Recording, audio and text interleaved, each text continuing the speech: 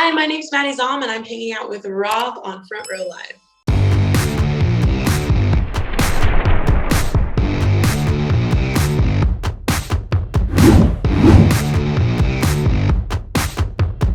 Maddie, congratulations with your most recent single. I'm super excited about your music. Upon first listen, I immediately got pretty much like stuck with your songwriting, your lyrics, and ended up sticking around on your Spotify for some time. So I love the way that you have been creating this music, and I love how vulnerable you are, specifically with this new single. Talk to me about like being a new artist and learning how to open up the way that you do to this audience that you don't know who's there listening. Yeah.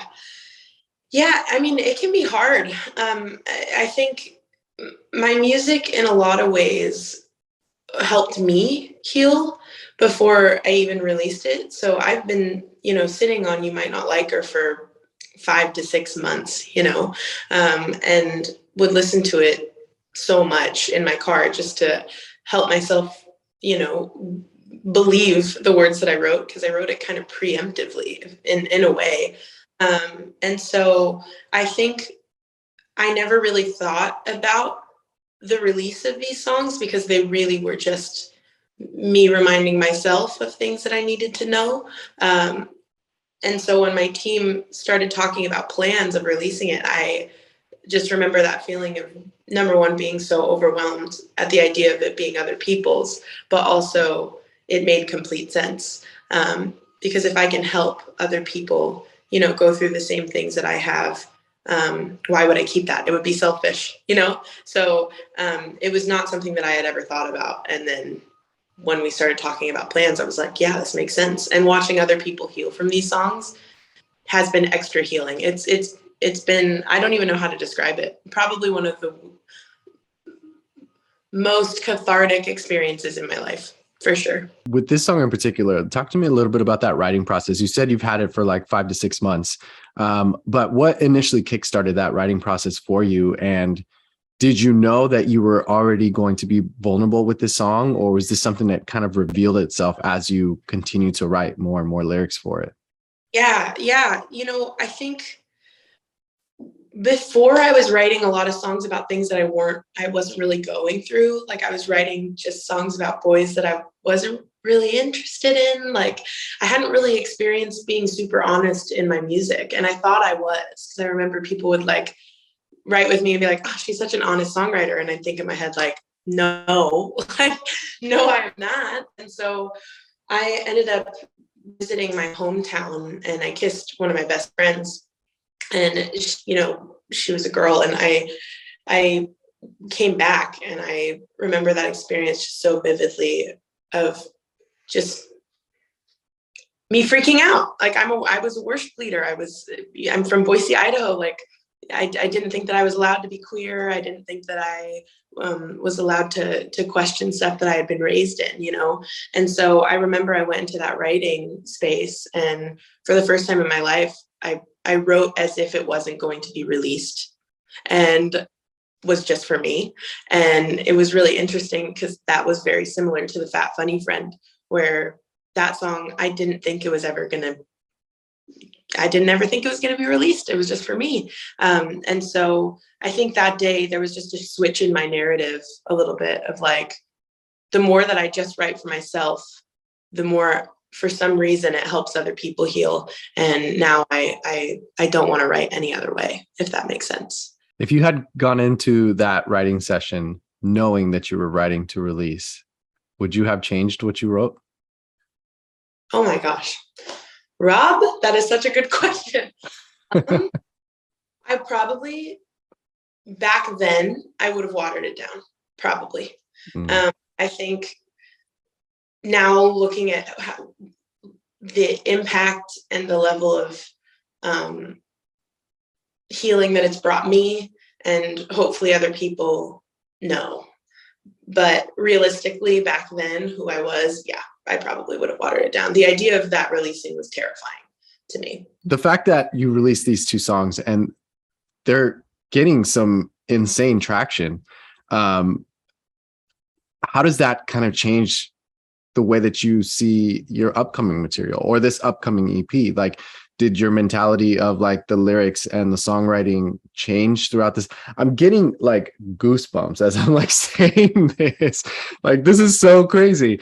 But Yeah. like, do you feel like the impact of these songs, the vulnerability of these songs, and seeing how much you were helping others kind of either come out or explain it to their loved ones, or like feel like they're not alone? Like, do you feel like that had a major impact on your songwriting? Yes. I'm trying to articulate this correctly. I Yes, I think it has in some ways put more pressure a little bit. I think again, even the songs upcoming are very honest and they're scary. They scare me a lot, to be honest. And I think it was easier when I just kind of had them in my vault. And now thinking about them being released, because this EP is so emotional, and it's a kid that's just struggling. You can hear it. Like I was a 23-year-old who was losing parts of who she was and gaining parts of who she is. And the whole EP is just a question of like a 23-year-old moving from Boise, Idaho to LA, who, the EP is just a giant question. Like you can just, even the intro of the EP is just me asking questions of like, what happens when a good kid or a good kid, starts doing these things that, I was raised and told was, made me a bad one. And so I think I stand by everything that the EP is.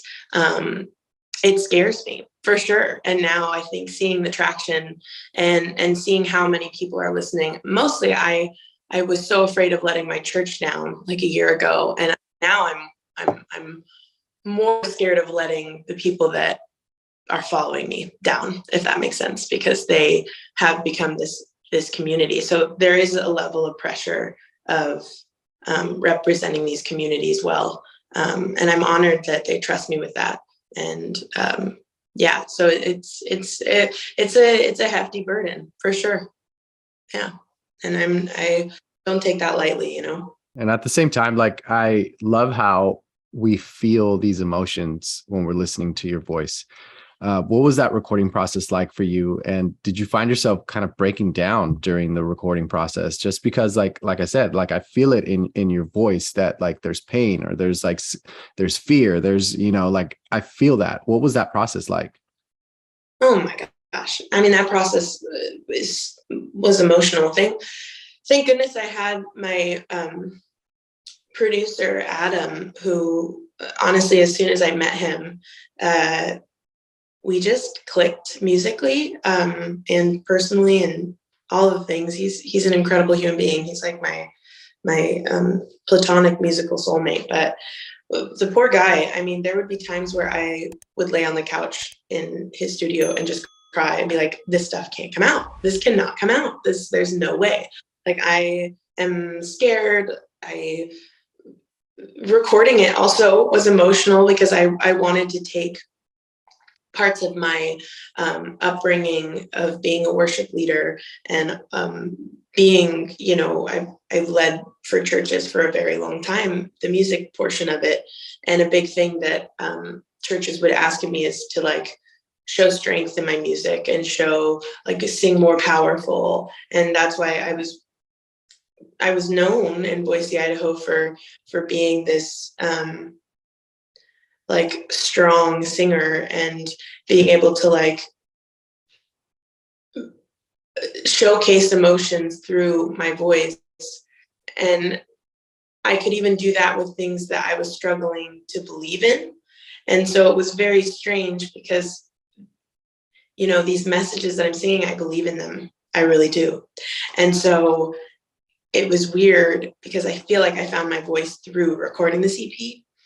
And I also feel like I was reclaiming my voice that I kind of let be used by the church in a lot of ways while feeling like I had to hide pieces of who I am. so this is me like truly reclaiming my voice, if in a way. And it was very emotional and scary and cathartic. But I'm so happy with how it turned out. And I think that a lot of people that have been raised in church are going to hear like the church. You hear it. You can hear the church influence, if that makes sense. So sorry, that was a long answer, but yeah. With the song, what would you say was the biggest challenge for you? Was it like a particular lyric, or was it just when you first found out that this was going to be released? Writing the song was not hard because I didn't think it was going to be released. I think the hardest thing was realizing that it needed to be released for sure. Yeah. Because I honestly had just come around to accept most of the lyrics myself, that the idea of saying "Here world" is, you know what I mean? I had just figured it out. So yeah. Have you performed this live yet?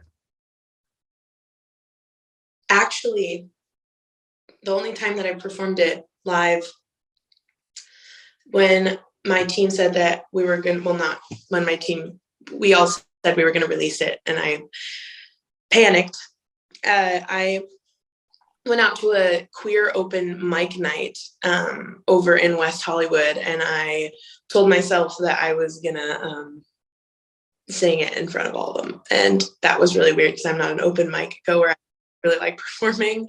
So for me, I just got up and I made sing it in front of everyone, and I made a bunch of friends. It was really sweet. It was a scary night, but I was proud of myself for making myself go and do that.